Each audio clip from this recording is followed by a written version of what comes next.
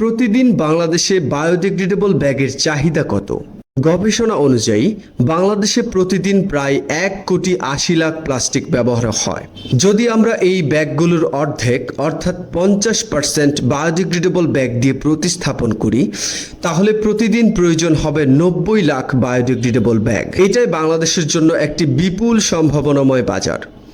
এখন অনেক বড় বড় প্রতিষ্ঠান যেমন super shop, pharmacy, restaurant, online grocery ও ডেলিভারি কোম্পানি বায়োডিগ্রেডেবল ব্যাগ ব্যবহার শুরু করেছে।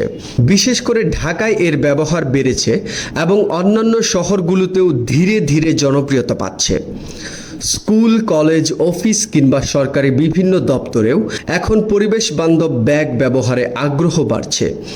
মানুষ সচেতন হচ্ছে, শিশু কিশোররাও পরিবেশ নিয়ে ভাবছে। ফলে এই ব্যাগের ব্যবহার ভবিষ্যতে আরও বাড়বে, এটা বলা যায় নিঃসন্দেহে।